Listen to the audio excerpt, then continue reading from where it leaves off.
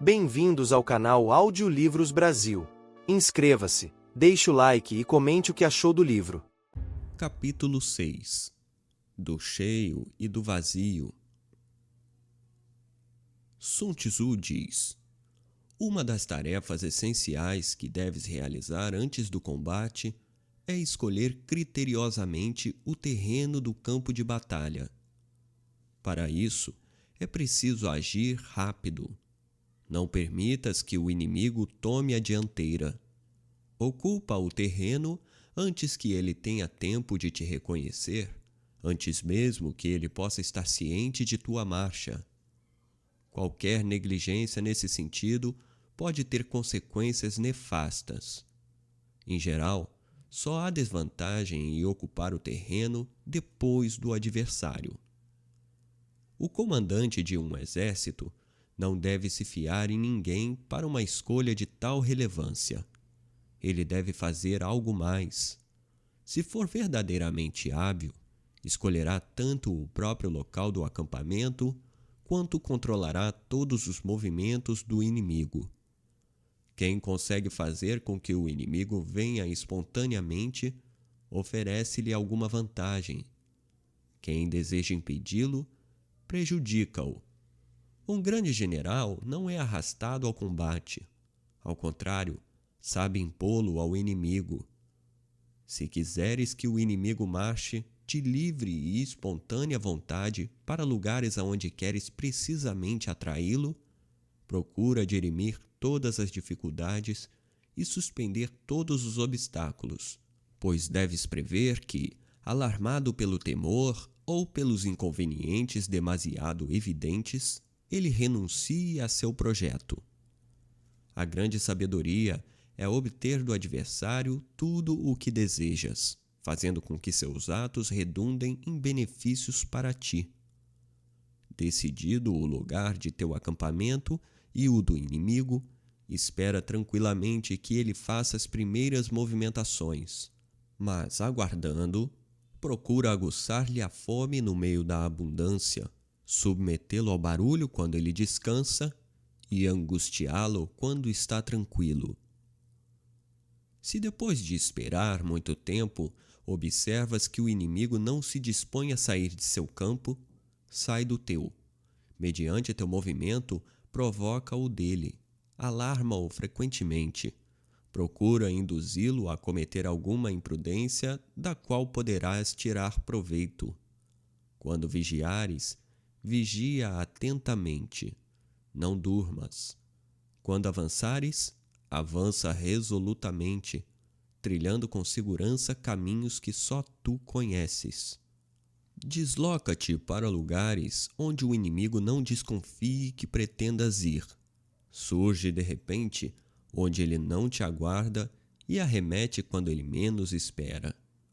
Para teres certeza de que tomarás posse daquilo que atacas, deves atacar um local desprotegido. Para teres certeza de conservar o que defendes, deves defender um lugar que o inimigo não ataca. Se em tuas marchas e contramarchas percorreste muitas léguas, sem sofrer nenhum revés, sem ter sido interceptado nenhuma vez, algumas conclusões se impõem. O inimigo ignora teus projetos. Ele tem medo de ti, ou ainda, ele não vigia os postos que podem ser importantes para ele.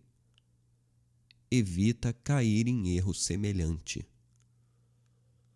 A grande arte de um general é fazer com que o inimigo ignore sempre o lugar onde terá que combater, impedindo que conheça os postos relevantes. O general que conseguir isso e puder, ademais, camuflar todos os seus passos, não é apenas hábil e extraordinário, é um prodígio. Sem ser visto, vê. Sem ser ouvido, ouve. Age em silêncio e tem em suas mãos o destino dos inimigos. Uma vez dispostos os exércitos, se não notares um vazio que possa te favorecer, não tentes investir contra os batalhões inimigos. Se ao fugirem ou recuarem, eles agirem com extrema presteza e de forma ordenada, não os persigas. Perseguindo-os, nunca vás longe demais, nem em territórios desconhecidos. Quando pretenderes iniciar o combate, se os inimigos permanecerem em suas trincheiras, não os ataques ali, sobretudo se estiverem bem entrincheirados ou protegidos por fossos profundos ou por muralhas elevadas. Ao contrário, se pensas que não convém travar combate e queres evitá-lo, permanece em tuas trincheiras, preparando-te para responder ao ataque e realizar algumas ofensivas úteis. Deixa que os inimigos se cansem, espera que fiquem em desordem ou em pânico, então poderás sair e atacá-los com vantagem. Jamais dividas os diferentes corpos de teus exércitos. Faz com que possam sempre socorrer-se mutuamente.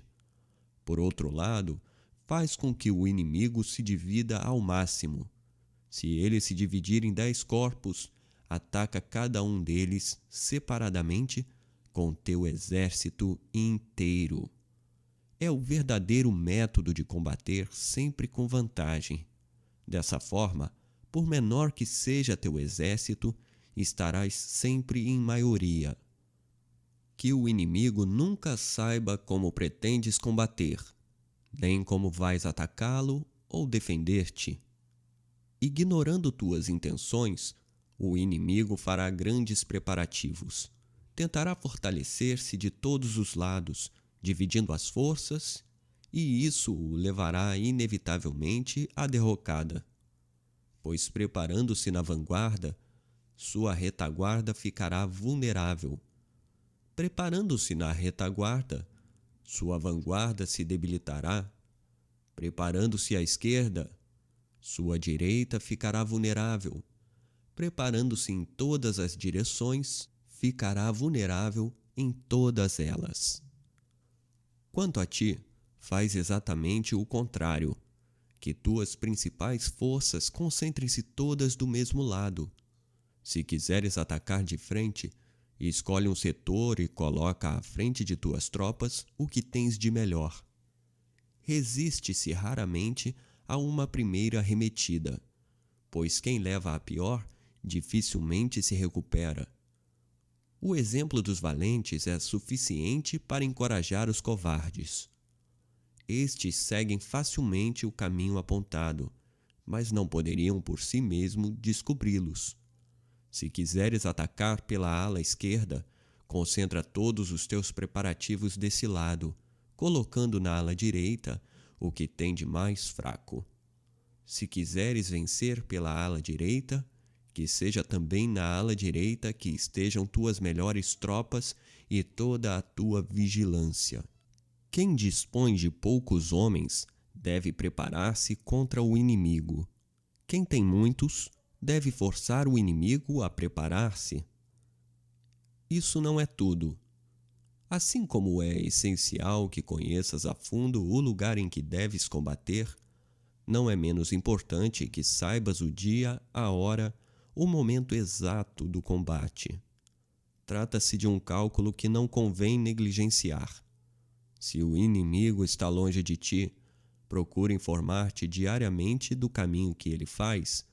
Segue-o passo a passo, embora em aparência permaneças imóvel em teu campo.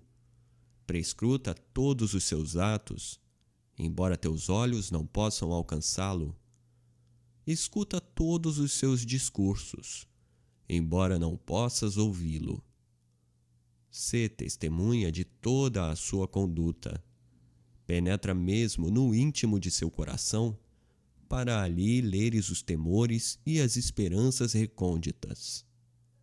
Tendo pleno conhecimento de todos os projetos, de todos os movimentos, de todas as ações do inimigo, farás com que a cada dia ele venha precisamente onde queres que ele venha. Nesse caso, tu o obrigarás a acampar de forma tal que a vanguarda de seu exército não possa receber reforço da retaguarda, que a ala direita não possa ajudar a esquerda, e tu o combaterás assim, no lugar e no momento que estipulares. Antes do dia determinado para o combate, não estejas nem longe nem perto demais do inimigo. O espaço de algumas léguas é o limite mais próximo, e 10 léguas inteiras é o maior espaço que deve deixar entre teu exército e o do inimigo. Não procures ter um exército numeroso demais. A miúde, a excessiva quantidade de gente é mais nociva do que útil. Um pequeno exército bem disciplinado é invencível, sob o comando de um bom general. Para que serviram ao rei de Yu as belas e numerosas coortes de que dispunha na guerra contra o rei de Wu? Este, com poucas tropas, com um punhado de gente, o venceu, o derrotou, não lhe deixando de todos os seus estados, senão a lembrança amarga e a vergonha eterna por tê-los tão mal governado. Digo que a vitória pode ser forjada, mesmo quando o inimigo é numeroso, posso impedi-lo de iniciar o combate, pois se ele ignora minha força, posso fazer com que ele se concentre em sua própria preparação. Assim, tiro-lhe a tranquilidade de fazer planos para me derrotar. 1.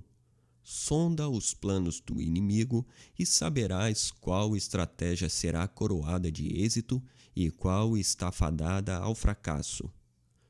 2. Perturba o inimigo e faz com que ele revele seus movimentos. 3. Descobre a disposição tática do inimigo e faz com que ele exponha seu local de batalha. 4. Coloca-o à prova e descobre onde sua força é pujante e onde é deficiente. 5. A suprema tática consiste em dispor as tropas sem forma aparente. Então, os espiões mais penetrantes nada podem farejar, nem os sábios mais experientes poderão fazer planos contra ti. 6. Estabeleço planos para a vitória segundo essas táticas, mas o vulgo tem dificuldades em compreendê-las. Todos são capazes de ver os aspectos exteriores, mas ninguém pode compreender o caminho segundo o qual forjei a vitória. 7. Jamais repitas uma tática vitoriosa, mas responde às circunstâncias segundo uma variedade infinita de métodos. Entretanto, se teu exército for pequeno, não vás inadvertidamente medir-te com um exército numeroso. Deves tomar muitas precauções antes de chegar a esse ponto. Quando se tem os conhecimentos de que falei acima, sabe-se quando convém atacar ou manter-se na defensiva. Sabe-se quando é preciso ficar calmo e quando é tempo de colocar-se em movimento. Forçado a combater, sabe-se quem vencerá e quem será vencido. Pela simples análise do comportamento dos inimigos, pode-se concluir pela sua vitória ou sua derrota. Repito, se quiseres atacar primeiro, não o faças antes de examinar se tens tudo para triunfar. No momento de deflagrar a ação, perscruta os olhares de teus soldados. Atenta a seus primeiros movimentos. Pelo entusiasmo ou pelo temor que ostentarem, conclui pelo sucesso ou pela derrota. A primeira atitude de um exército prestes a iniciar o combate é reveladora. Certos exércitos conseguiram retumbantes vitórias, mas teriam sido derrotados caso a batalha tivesse acontecido um dia antes ou algumas horas depois. As tropas devem ser comparadas à água corrente. Da mesma forma que a água que corre evita as alturas e se precipita nas planícies, assim o exército evita a força e ataca a fraqueza. Se a nascente for elevada, as águas correm rapidamente. Se estiver ao rés do chão, Seus movimentos são imperceptíveis. Ao se deparar com algum vazio, a água o preenche assim que encontra qualquer escoadouro que a favoreça. Se encontrar lugares cheios, tenta naturalmente espraiar-se em outros locais. Ao percorrer as fileiras de teu exército, se notares algum vazio, preencha-o. Se encontrares superabundância, reduz. Se perceberes algo alto demais, abaixa. Se houver algo excessivamente baixo, eleva. Ao longe de seu curso, a água molda-se ao terreno onde corre. Da mesma forma, teu exército deve adaptar-se ao terreno onde se move. A água sem queda não pode correr. Tropas mal conduzidas não podem vencer. O general hábil tirará partido de todas as circunstâncias, inclusive as mais perigosas e as mais críticas. Sabe manipular não somente o exército que comanda, mas também o dos inimigos. As tropas, quaisquer que sejam, não têm qualidades constantes que as tornem invencíveis. Os piores soldados podem transformar-se, revelando-se excelentes guerreiros. Segue esse princípio. Não deixes escapar nenhuma oportunidade. Os 5 elementos não se encontram sempre juntos, tampouco são igualmente puros. As 4 estações não se sucedem da mesma maneira a cada ano. O alvorecer e o poente não estão sempre no mesmo ponto do horizonte. Alguns dias são longos, outros curtos. A lua cresce e decresce e nem sempre é brilhante. Um exército bem comandado e bem disciplinado imita todas essas variedades, apresentando-se multifacetado, em função das circunstâncias e dos inimigos.